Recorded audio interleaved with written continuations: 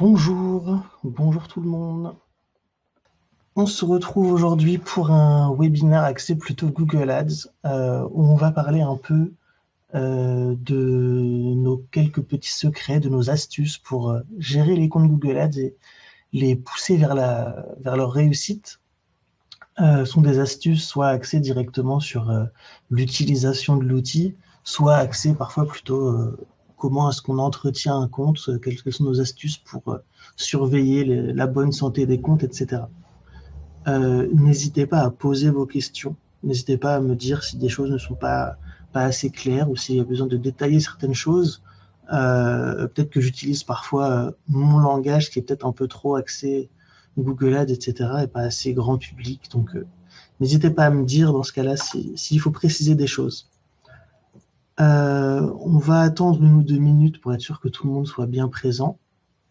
Et on attaquera directement, comme souvent, par la présentation de l'agence, avant de rentrer directement dans le vif du sujet. Hop, je mets sur mon support. Parfait. Donc, comme toujours, l'agence Adverti, vous nous connaissez, une agence de communication basée à Troyes.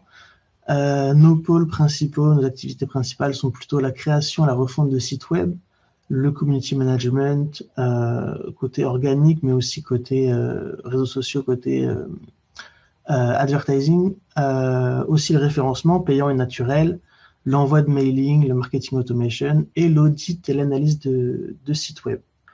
Nos clients, qui sont plutôt des clients locaux, ou high schools, garçons français, etc., c'est toujours la même présentation. Vous commencez à nous connaître maintenant.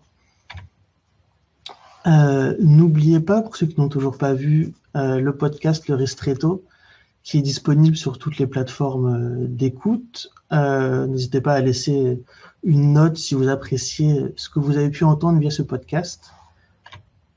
Au niveau des supports de présentation pour nos webinaires, vous pouvez les retrouver facilement sur notre site, ou bien pour ceux qui veulent voir les replays des webinaires, ou alors voir aussi les podcasts sur cette plateforme, tout est disponible sur notre chaîne YouTube.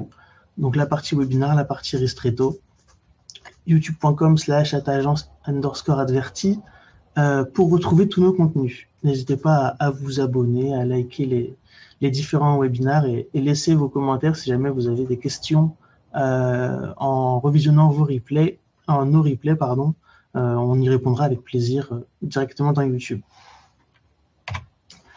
Donc, pour ce webinaire, le sommaire est le suivant. On va parler un peu des astuces et des secrets côté lancement d'un compte Google Ads. Qu'est-ce qu'on regarde, qu'est-ce qu'on met en place, quelles sont concrètement nos astuces pour lancer un compte Google Ads de la meilleure des manières. On parlera ensuite plutôt suivi et optimisation d'un compte Google Ads. Comment est-ce qu'on effectue le suivi d'un compte, quelles sont nos petites optimisations qu'on aime bien mettre en place pour améliorer les performances d'un compte Google Ads. Et enfin, des secrets plus dans l'environnement global Google Ads, donc tout ce qui tourne autour de Google Ads, pas directement dans l'outil, mais avec différentes choses qui ont un rapport direct avec cette partie-là. Alors, la partie lancement d'un compte Google Ads. Concrètement, qu'est-ce qui est important pour nous? Qu'est-ce qu'on conseille au niveau du lancement d'un compte Google Ads? Première chose, évidemment, regarder ce que font les concurrents. C'est une chose qui est importante. Parfois, on va commencer une prestation et le client ne sait pas trop citer quels sont ses concurrents. Il sait qu'il y en a, mais il ne sait pas vraiment ce qu'ils proposent. Est-ce qu'ils font déjà du référencement payant? Est-ce qu'ils ne sont présents qu'en référencement organique? Est-ce qu'ils font du display? Est-ce qu'ils ont des annonces qui tournent?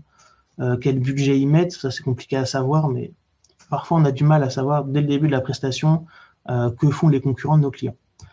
Ce qu'on fait de notre côté, déjà, on utilise un outil qui s'appelle SEO Ranking pour suivre un peu les principaux concurrents côté référencement naturel. Comment est-ce qu'ils sont positionnés? Est-ce qu'ils sont mieux positionnés que le client? Est-ce qu'il y a des requêtes sur lesquelles eux sont positionnés et vous ne l'êtes pas? Est-ce qu'à l'inverse, vous êtes positionné sur des requêtes, vous avez peu de concurrents qui le sont? Toutes ces réponses, généralement, on les retrouve assez facilement avec SEO Ranking. D'autres utilisent plutôt SEMrush. Nous, de notre côté, on est passé récemment à SEO Ranking, qui fournit à peu près les mêmes options, les mêmes possibilités dans l'outil.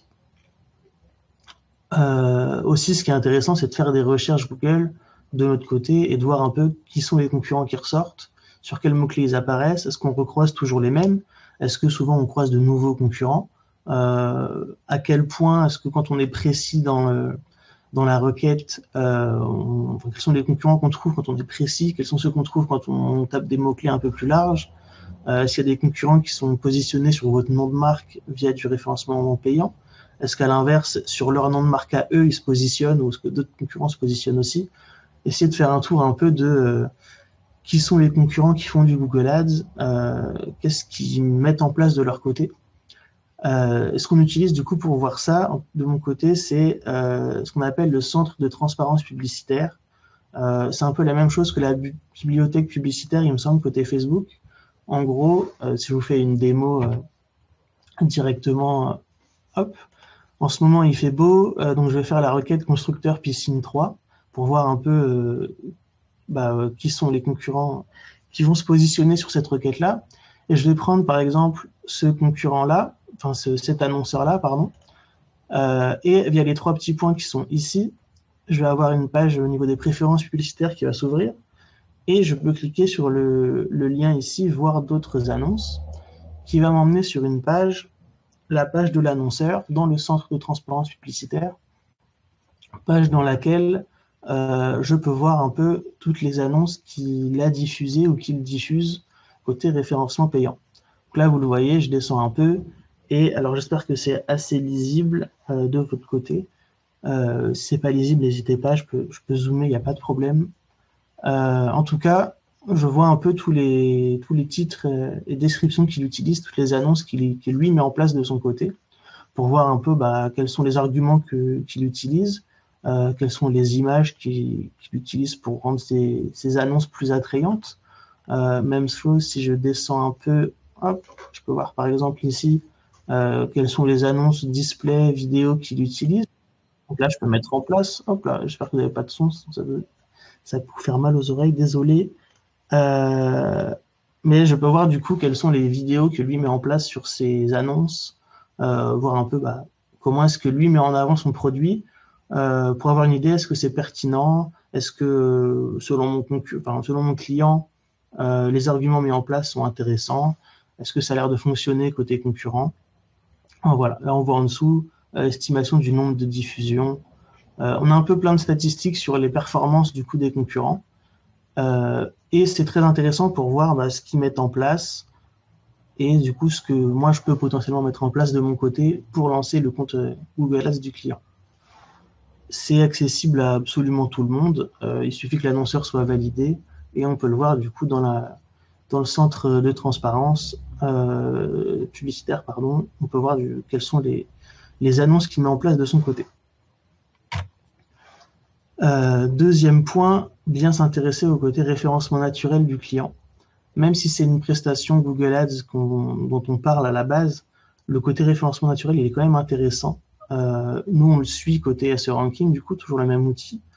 Mais ce qui est intéressant, c'est de savoir quelles sont les requêtes sur lesquelles notre client il est déjà bien positionné en référencement naturel. Est-ce qu'en fait, il y a des requêtes sur lesquelles il n'y a pas vraiment d'intérêt à aller se positionner côté référencement payant, puisqu'en fait, il est déjà bien positionné, il est déjà premier sur cette requête en référencement naturel.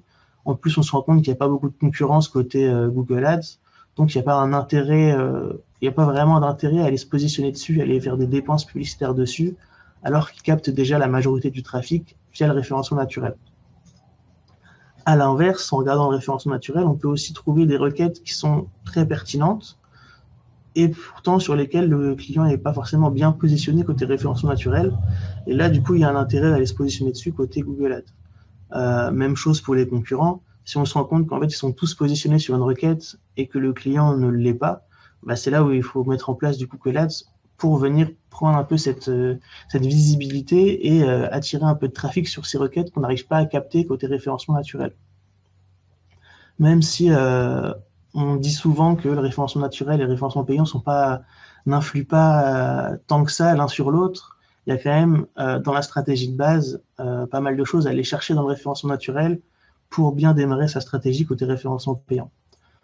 Voir où sont placés les concurrents, voir comment est placé le site actuel du client et quelles sont les opportunités à aller chercher dans les mots-clés à cibler, dans les requêtes à cibler pour essayer de trouver un trafic qu'on n'arrive pas à capter aujourd'hui via le référencement naturel.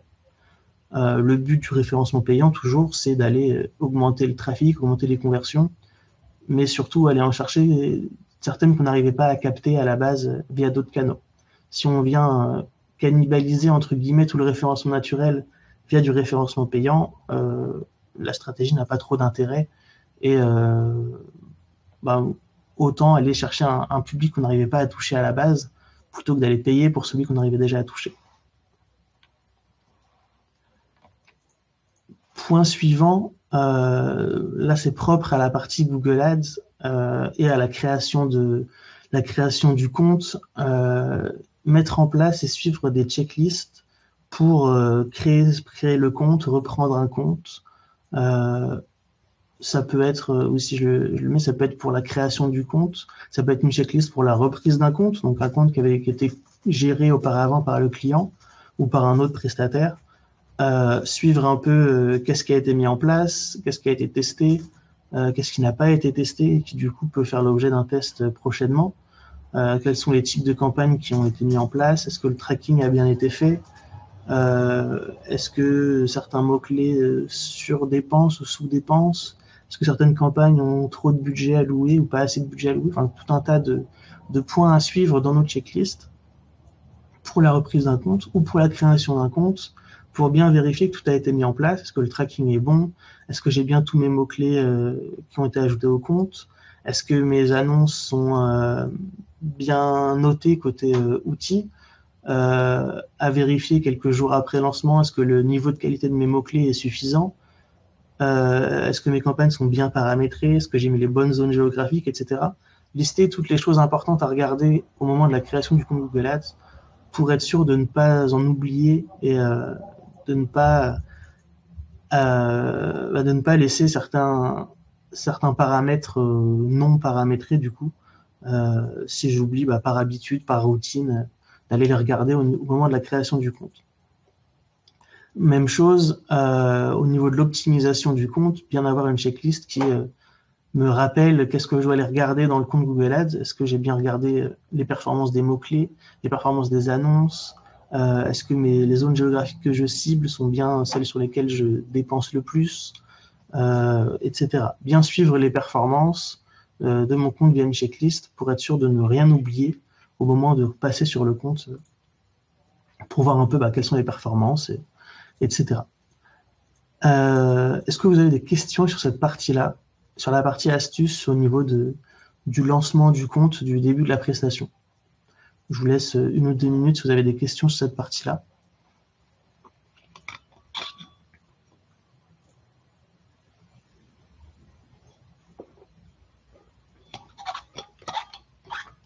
Très bien.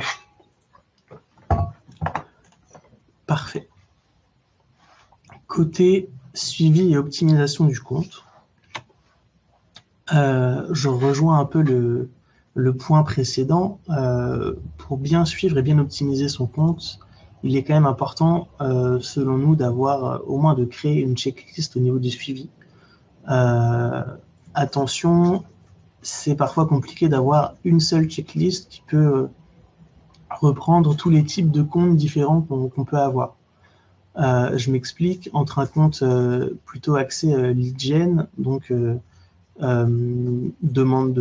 génération de formulaires pour un site dont le but c'est de récupérer des potentiels clients, donc des prospects via le site, ou avoir plus d'appels, plus de formulaires, par rapport à un autre compte qui est plus un compte e-commerce où le but c'est vraiment la vente depuis le site. On va généralement avoir des checklists qui sont un peu différentes. On va pas suivre les mêmes KPI, on va pas regarder les mêmes choses au niveau du compte, même s'il y a beaucoup de choses qui vont rester en commun, suivre le nombre de conversions, suivre le taux de conversion, est-ce que mes annonces, mes campagnes sous-dépensent, etc. Il y a quand même plein de choses qui vont se regrouper entre les deux checklists, mais il y a aussi beaucoup de choses qui sont propres au type de compte qu'on va avoir. Le but, c'est quoi? C'est de s'assurer que le compte est en bonne santé, que les différents KPI sont bons ou du coup, à l'inverse, se rendre compte qu'ils sont mauvais et réfléchir à une stratégie pour les rendre meilleurs. ce qu'il faut bien garder en tête, enfin, ce qu'il faut réussir à bien suivre avec les checklists, c'est aussi quelles ont été les modifications qui ont été faites. Je m'explique, le but c'est de pouvoir revenir sur le compte quelques jours après, une semaine après, quand on reçut la checklist pour regarder les différents KPI, les différents éléments du compte, bien réussir à savoir, bah, c'est normal que celui-là soit en hausse parce que j'ai fait tel changement la semaine dernière. C'est normal que celui-là soit en baisse parce que la stratégie d'enchère est en apprentissage. Du coup, les résultats sont un peu moins bons, mais ils devraient être meilleurs plus tard. La checklist sert aussi à garder un peu un historique par moment de j'ai déjà regardé cet élément il y a une semaine, j'ai déjà regardé il y a 2 semaines, il y a un mois. C'est pas la peine que je regarde aujourd'hui, autant que je laisse un peu de temps à l'algo de se reformer autour, de redispatcher les dépenses selon ce qu'il pense le plus pertinent. Et je ferai un point du coup la semaine d'après via ma checklist pour savoir est-ce que ça a fonctionné ou non. C'est parfois plus intéressant de laisser un peu de temps à l'algorithme de dépenser plutôt que de s'affoler dès qu'il y a un gros changement dans le compte, surtout si on a bien suivi avec notre checklist de quand date la dernière modification, de quand date le gros changement de budget, par exemple, etc. Ensuite, du coup, je le liste. Tous les KPI côté Google Ads ne sont pas forcément à surveiller à la même fréquence. Par exemple, les termes de recherche, donc savoir quelles sont les requêtes des utilisateurs, ça on va le vérifier quasiment à chaque fois qu'on va sur le compte. Le but c'est de savoir qu'est-ce que les personnes tapent, sur quoi je dépense, est-ce que je dépense bien sur des requêtes qui sont pertinentes, est-ce que ce que les utilisateurs font comme recherche pour lesquelles j'apparais, c'est vraiment quelque chose où ils vont cliquer et vont retrouver réponse à leurs questions, ou alors est-ce qu'ils font des requêtes totalement différentes, totalement à côté de ce que je propose, auquel cas il faut absolument exclure ces termes de recherche négatifs pour ne dépenser que sur des requêtes qui sont vraiment pertinentes. Le nombre de conversions, je vais le suivre assez souvent pour savoir est-ce que mon compte convertit, est-ce que j'ai beaucoup de ventes ou de prises de contact via Google Ads, alors que si je ne suis cette métrique que tous les mois ou tous les 2 mois ou une autre date, s'il y a une grosse baisse ou une grosse hausse, je me rendrai compte que beaucoup trop tard. Donc, bien lister dans sa checklist qu'est-ce qu'il y a à suivre de manière très fréquente, qu'est-ce qu'il y a à suivre de manière un peu moins fréquente. C'est souvent dans l'utilisation de Google Ads, on se rend compte qu'il y a des choses qu'on vérifie moins souvent, parce qu'en fait, elles vont moins souvent changer, tout simplement. Donc, il y a moins d'intérêt de les suivre de manière très fréquente. Alors qu'à l'inverse, il y a des choses qui peuvent très vite changer du jour au lendemain et qui sont surtout, qui vont vous donner des réelles indications sur ce qui fonctionne, ce qui ne fonctionne pas. Et ça, il faut le regarder de manière très fréquente. Ensuite, toujours au niveau de la checklist, il faut bien mettre à jour sa checklist selon les mises à jour de Google Ads. C'est un outil qui a, je ne vais pas dire tous les jours, mais toutes les semaines, il y a au moins une petite mise à jour. Alors parfois, c'est juste un aspect visuel. Parfois, c'est simplement un petit truc en test sur l'outil. Mais il y a quand même des grosses mises à jour assez fréquemment. Parfois des nouvelles fonctionnalités qui sont en bêta, qu'on peut tester. Parfois des fonctionnalités qui sont qui sont mises en ligne et qu'on peut ajouter, implémenter à nos campagnes. Donc, en fonction de ça, il faut bien mettre à jour sa checklist. Et du coup, logiquement, il faut bien s'informer sur quelles sont les dernières mises à jour côté Google Ads.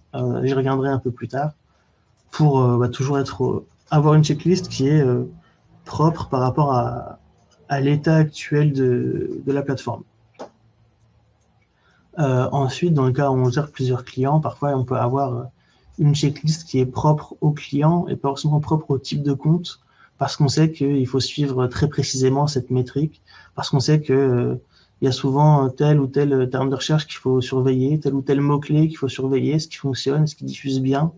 Donc parfois, oui, propre au client, ça peut décider d'avoir une checklist vraiment qui lui est dédiée où le contenu est propre à son compte Google Ads.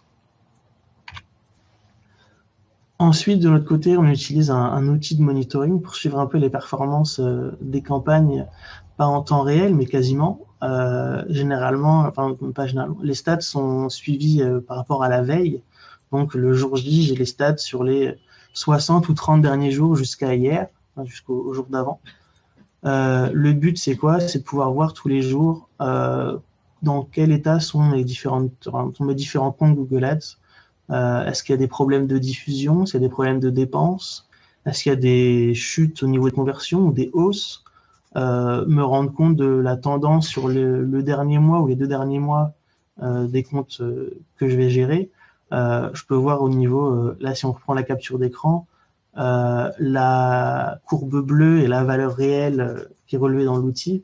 La courbe rouge est plutôt une courbe de tendance qui va me permettre de savoir est-ce que j'ai une tendance plutôt à la hausse, à la baisse, est-ce que mon nombre de clics est stable, est-ce que mes dépenses sont stables, est-ce que mon nombre de conversions augmente ou baisse.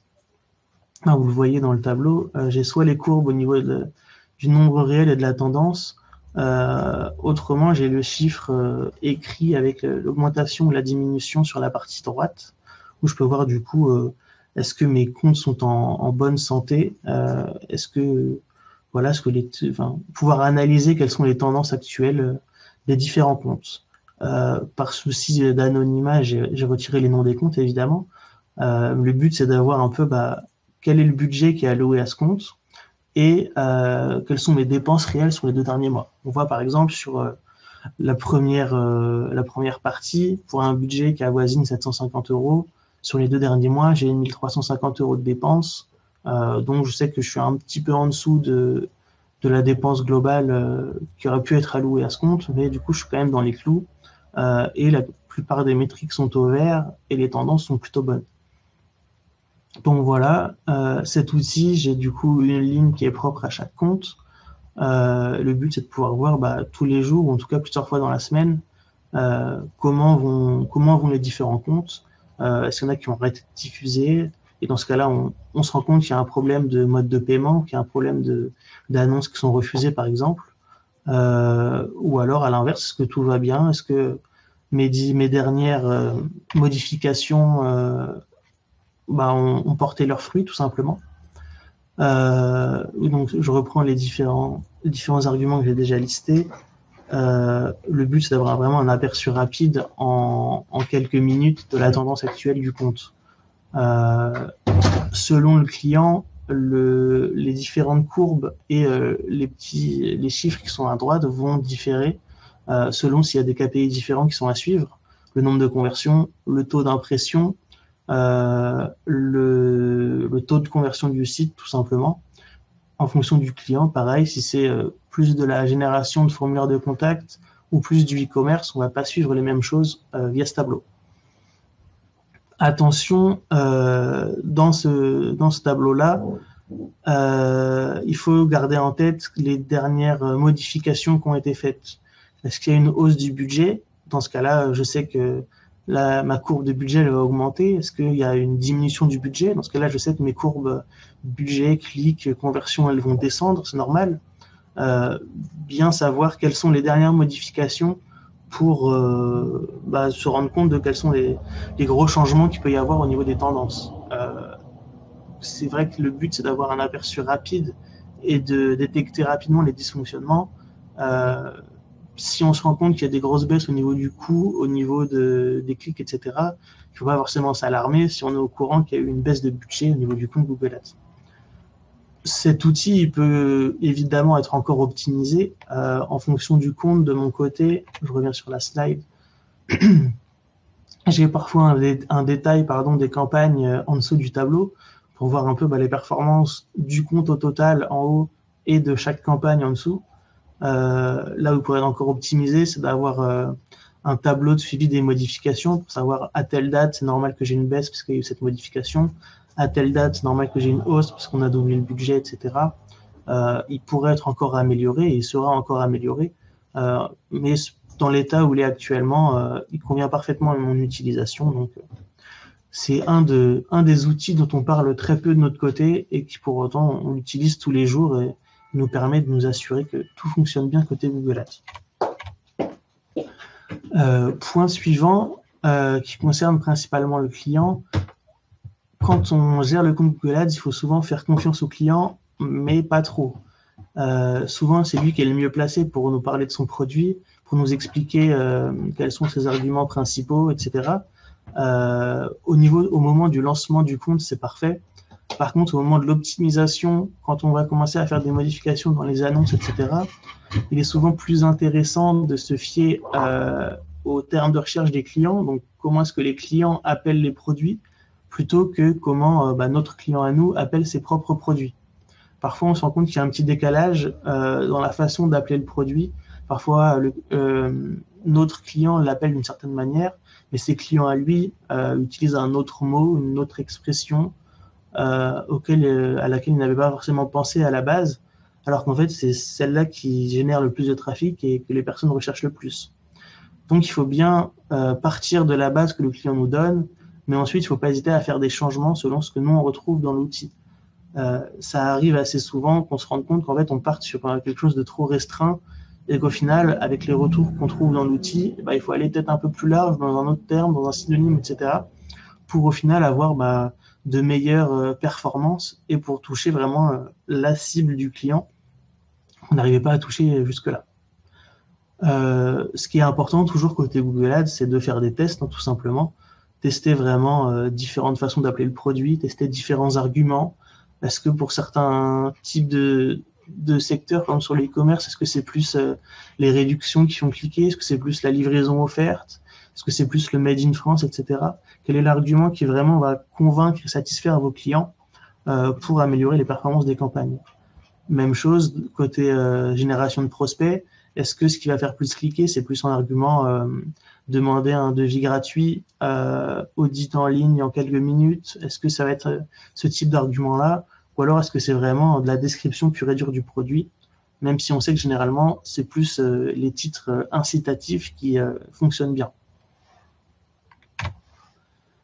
Enfin, pour finir cette partie-là, Google Ads nous permet souvent de nous remettre en question et de faire des tests. La remise en question, comment je l'explique, c'est surtout, ça arrive de parfois faire des erreurs au niveau du ciblage des mots-clés. On a ciblé trop large, on a ciblé trop précis, on n'est pas sur la bonne zone géographique. C'est normal de se tromper dans Google Ads. Parfois, on arrive avec une idée qui est celle qu'on va toucher toute la France, alors qu'en fait, notre cible elle se situe que dans le quart nord-est, et ça sert à rien d'aller diffuser dans toute la France si au final, toutes les conversions sont concentrées sur une partie géographique du pays. Donc, dans ce cas-là, c'est comme ça, on se remet en question, on réfléchit, on analyse un peu les données, et on se rend compte que le meilleur ciblage, il est ailleurs, et dans ce cas-là, on fait les modifications et on teste un nouveau ciblage. Pareil pour les mots-clés, parfois on part avec plein de mots-clés, et on se rend compte qu'il n'y en a que quelques-uns qui sont réellement pertinents, et que d'autres qu'on retrouve dans les termes de recherche, on n'y avait pas pensé à la base, il faut qu'on les ajoute au compte par la suite. Donc il faut bien savoir se remettre en question, accepter que parfois on s'est trompé dans le ciblage et qu'on peut partir sur autre chose pour tester de nouvelles choses. En plus, l'outil, il est quand même globalement pensé pour nous laisser la possibilité de faire des tests, de l'A/B test sur des pages de destination, sur les types de campagnes. Est-ce qu'on fait plus une shopping, plus une performance max? Est-ce qu'on fait une campagne dynamique pour laisser l'algo un peu décider sur quoi il diffuse? Ou est-ce qu'à l'inverse, on est sur des campagnes search plus précises et plus strictes? Même chose, est-ce qu'on peut tester des titres différents dans les annonces? Est-ce que tel titre fait plus cliquer qu'un autre titre? On a tellement de métriques disponibles et de possibilités de faire des tests que ce serait dommage de partir sur une base qui est celle qu'on a décidée au tout début et de ne pas faire de modifications et de ne pas essayer d'aller chercher plus loin alors qu'on peut tester quasiment tout au niveau des campagnes. Les titres, les descriptions, les pages destination, les mots-clés, les types de campagnes, les stratégies d'enchères. Enfin, la liste est vraiment interminable. On peut tester tout ce qu'on veut dans l'outil jusqu'à trouver la recette qui fonctionne le mieux. Par contre, dernier point de cette partie, quand on fait des tests, il faut bien penser à laisser le temps à l'algorithme de mettre en place ces tests et de fournir quelques réponses. Si on essaie un nouveau type de campagne, si on essaie de nouveaux mots-clés, mettre en pause ces choses-là au bout de 2-3 jours, si ça ne fonctionne pas, ça ne sert à rien. Le but, c'est de laisser un peu de temps, laisser une semaine, 2 semaines, un mois, en fonction de la taille du test qu'on veut mettre en place. Mais il faut vraiment laisser le temps à l'algo de faire les tests, de se rendre compte que tiens, telle ou telle chose a changé, telle ou telle chose est en A/B testing, donc il faut que j'en diffuse un peu sur l'un, un peu sur l'autre, surtout quand les budgets sont assez restreints. D'un côté, on a pas mal de comptes à petit budget. C'est compliqué pour l'algo de faire des tests avec un petit budget si en plus on veut des résultats en quelques jours. Ça n'existe pas. Il faut au moins laisser sur des petits budgets plusieurs semaines, voire presque un mois, pour vraiment avoir de vrais résultats sur qu'est-ce qui fonctionne le mieux, qu'est-ce qui est le plus pertinent. Donc, bien penser à laisser le temps et bien penser aussi que sur cette période de test, si on part du principe qu'il y a une formule qui va marcher, une formule qui va moins marcher, c'est normal de voir des résultats, si on prend au global, qui sera un peu en baisse sur cette période. Le but, c'est de réussir à éliminer sur la période suivante la partie du test qui ne fonctionnait pas trop, qui fonctionnait moins, pour après diffuser au maximum et concentrer ses dépenses sur ce qui fonctionnait bien. Donc, bien penser à laisser du temps quand on met des tests en place, surtout qu'en général, on ne les met pas en place pour s'amuser ou pour autre chose, c'est vraiment pour améliorer les performances à plus long terme. Voilà. Est-ce que sur la partie suivi, optimisation, vous avez des questions sur l'outil de monitoring, etc., des choses qui ne sont pas forcément claires ou sur lesquelles vous avez besoin ou envie que je développe?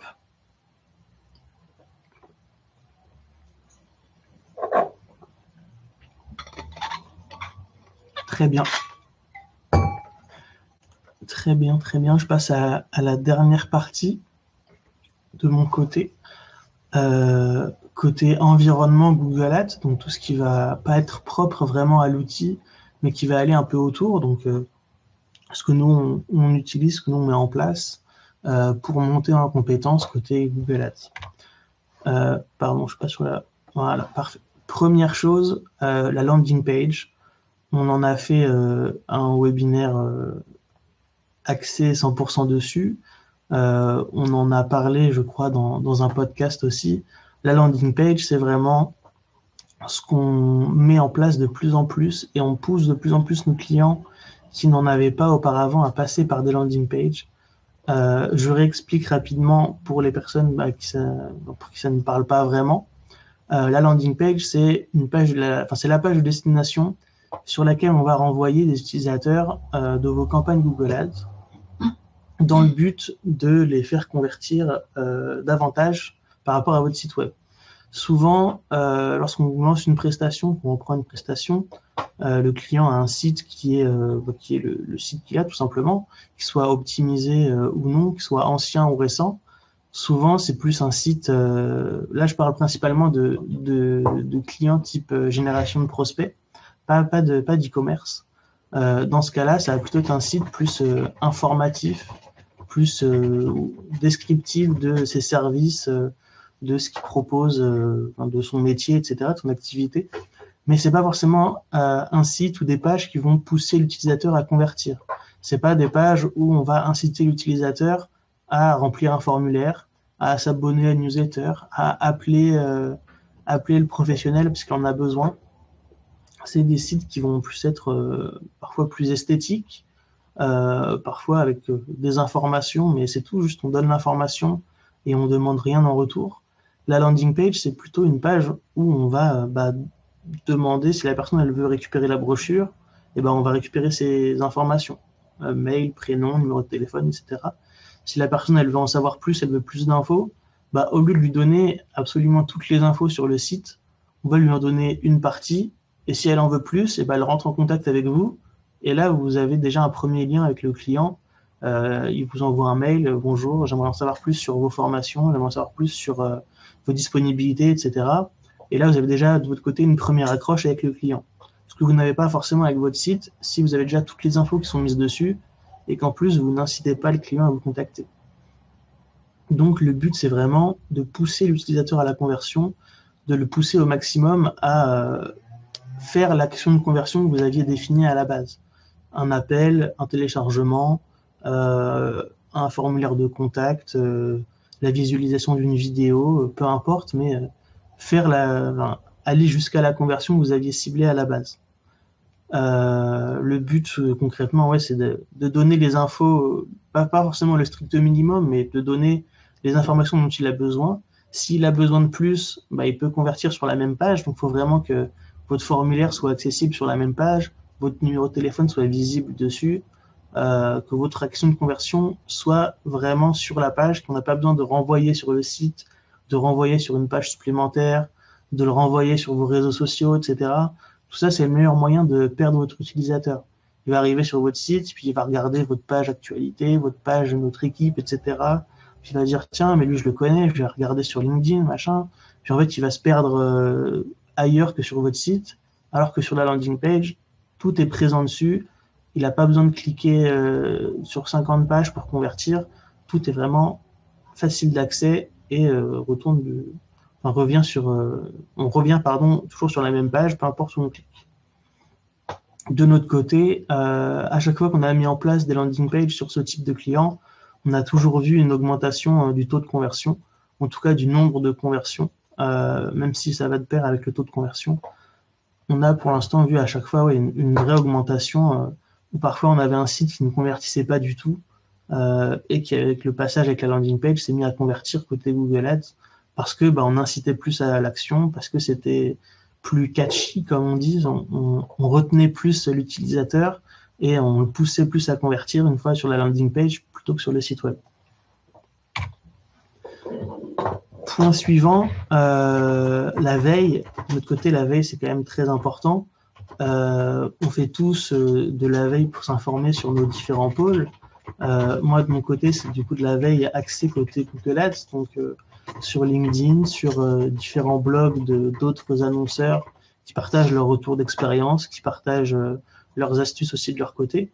C'est toujours intéressant de savoir un peu ce que font les autres qui font aussi votre métier, votre activité. Qu'est-ce qu'ils mettent en place de leur côté? Comment est-ce qu'ils font pour avoir des bonnes performances sur leur compte? Est-ce qu'il y a des astuces qui sont applicables à nos comptes? Est-ce qu'il y a des choses que j'ai mis en place, mais que j'aurais pu mettre en place autrement? Est-ce qu'il y a des choses que j'ai mis en place qui fonctionnent de mon côté, mais en fait, du leur, ils n'ont pas encore trouvé la bonne solution. Du coup, on peut échanger aussi là-dessus. C'est toujours important de pouvoir échanger avec d'autres personnes, savoir un peu ce que eux font et quelles sont leurs astuces de leur côté. C'est aussi le but de ce webinaire, c'est de pouvoir partager un peu nos astuces et ce qu'on met en place de notre côté pour améliorer et augmenter les performances des comptes Google Ads. La veille sert aussi à développer un peu sa créativité et à tester de nouvelles choses. Je reprends par exemple l'exemple de landing page. Il y a pas mal de choses qui ont changé entre les premières landing pages qu'on sortait et celles qu'on sort aujourd'hui, parce que tout simplement, il y a de nouvelles choses qui sont apparues, de nouvelles tendances. Le type d'écriture dans les CTA, les boutons call to action. À la base, on était plus sur réservé à la deuxième personne du pluriel. Maintenant, on est plus sur je réserve, on utilise la première personne, parce que c'est ce qui semble fonctionner le mieux aujourd'hui, après que de nombreux annonceurs aient fait des tests de l'A/B testing. Voilà, donc c'est des tendances comme ça qui évoluent un peu, pour lesquelles il faut être au courant, et c'est la veille qui nous permet d'être au courant de toutes ces choses-là. Google Ads en plus a la chance d'avoir une doc qui est très détaillée, donc même si on ne parle pas forcément de veille auprès d'autres annonceurs, là c'est purement propre à l'outil. Si on veut creuser un peu certaines fonctionnalités, certains éléments de l'outil, il y a une doc qui est vraiment très détaillée, qui en plus est souvent à jour. Généralement, quand ils sortent une fonctionnalité, il y a souvent la doc qui est faite avec. Alors parfois, il y a quelques jours de décalage quand il y a des grosses modifications. Souvent, elle est disponible en anglais et elle est traduite en français ensuite quelques jours après. Mais globalement, tout est toujours à jour et tout est vraiment très détaillé. Le support est en plus assez disponible, pas toujours compétent, c'est dommage, mais quand même souvent assez disponible. Mais c'était quand même très agréable de suivre les différentes mises à jour via leur doc. Et enfin, dernière chose côté veille, tout ce qui va être environnement Google Ads, du coup, donc ce dont je parlais à la base dans cette partie, donc faire de la veille sur la partie analytics, la partie tracking, landing page, SMA aussi pourquoi pas, qui est parfois lié un peu au côté Google Ads. Donc tous ces éléments qui rejoignent la partie Google Ads, mais qui ne sont pas vraiment propres à l'outil en tant que tel. Toutes ces choses, toutes les évolutions qu'il peut y avoir sur Analytics, donc le passage à GA4 qui date un peu maintenant, la partie tracking, le consent mode V2, etc. Tout ça, ça va toucher Google Ads, mais c'est pas propre directement à l'outil. Mais il faut quand même faire de la veille là-dessus pour savoir un peu ce qui se passe et comment tout ça, ça peut affecter la partie Google Ads dans notre quotidien. Enfin, pour terminer, la partie certification, c'est aussi une chose qui est très importante pour se challenger un peu de temps en temps, de notre côté, pour garder le badge Google Partner, il y a 5 certifications qui sont obligatoires à repasser tous les ans. Donc une certification réseau de recherche, display, vidéo, shopping et application. Donc c'est en gros une série d'une cinquantaine de questions à laquelle il faut répondre au maximum, avec un maximum de bonnes réponses pour obtenir une certification et rester Google Partner. Le but étant de montrer qu'on est expert sur ce domaine. Les questions de certification changent quand même assez souvent et sont très souvent mises à jour selon les nouvelles fonctionnalités qui sont mises en place dans l'outil. Donc c'est très important pour nous de garder cette certification et de montrer qu'on est toujours au top niveau Google Ads et niveau fonctionnalité. Il y a d'autres certifications qui ne sont pas forcément obligatoires, mais qui montrent aussi qu'on a des compétences et qu'on sait mettre en place des choses et qu'on sait gérer des choses sur des parties un peu plus éloignées côté Google Ads. Donc par exemple, une certification Analytics qui n'est obligatoire pour rien, mais qui montre le savoir-faire côté Analytics de notre côté.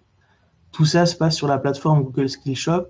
Pour ceux d'entre vous qui sont annonceurs, qui diffusent des annonces Google Ads, et si vous voulez un peu vous tester, voir un peu à quel point vous avez des connaissances côté Google Ads, à quel point vous savez gérer l'outil, les différents types de campagnes, etc. Je vous encourage à passer ces certifications. En soi, ça ne coûte absolument rien. Si vous les ratez, vous pouvez les repasser dans les 24 heures, si je dis pas de bêtises. Enfin, il faut laisser un délai de 24 heures. Et ça, oui, ça ne vous coûte rien, pardon. Et vous serez du coup éligible au Google Partner si vous obtenez les 5 certifications qui sont à renouveler tous les ans. Il y en a d'autres qui sont plus axés sur YouTube, qui sont plus axés sur Analytics, sur la partie IA dans Google Ads. Il y a tout un tas de certifications. Le but, c'est pas de faire un concours de celui qui a le plus de certifications, c'est plutôt qu'est-ce que l'outil attend de ces annonceurs qui sont censés être certifiés, quel est le niveau de connaissance que je suis censé avoir si je veux me considérer comme expert entre guillemets dans le domaine. Et oui, ça permet vraiment de se challenger sur ses compétences, ses connaissances et parfois de monter aussi en compétences, se rendre compte que telle ou telle chose est sortie récemment et maintenant disponible dans les certifications et en fait je l'ai pas vu venir et il faut que je commence à me former dessus et à voir un peu ce qui est faisable, comment je peux le mettre en place, etc. C'est vraiment très intéressant d'aller fouiller un peu dans Skillshop, voir quels sont les cours, parce qu'il y a toujours des cours qui sont mis avant les certifications, donc c'est de la doc à lire et des petits exercices. C'est toujours intéressant de les faire et de regarder un peu quels sont les exercices qui sont mis en place, quelles sont les infos que je peux gratter un peu pour mettre ça en place sur mes comptes, pour améliorer globalement les performances de mes clients. Voilà, j'ai fait le tour de mon côté sur ce que je voulais vous présenter aujourd'hui. Si vous avez des questions, n'hésitez pas. Si jamais vous voulez que je revienne sur des choses, il n'y a aucun problème. On a encore quelques petites minutes ensemble si vous souhaitez. Autrement, s'il y a des questions qui reviennent après coup, vous pouvez toujours les poser sur la contact@adverti.fr. Vous pouvez nous contacter aussi sur les réseaux sociaux si vous avez des questions. Pour des questions propres à Google Ads, j'y répondrai avec plaisir de mon côté. Pour des questions plus larges, on va dire, sur les prestations de l'agence, n'hésitez pas à nous contacter également. Et encore une fois, n'oubliez pas, le replay de webinaire sera disponible sur YouTube, sur notre site. Et aussi, n'oubliez pas le podcast, du coup, qui sort un mercredi sur 2, si je ne dis pas de bêtises. Voilà, je trouve différentes plateformes d'écoute. Je reste encore une petite minute ou deux avec vous, si jamais il y a des questions qui vous viennent. Autrement, je vous souhaite une très belle journée et je vous dis à bientôt pour ceux qui s'en vont.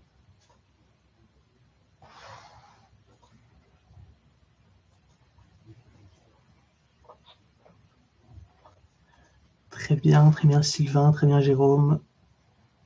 Bonne journée Sylvain.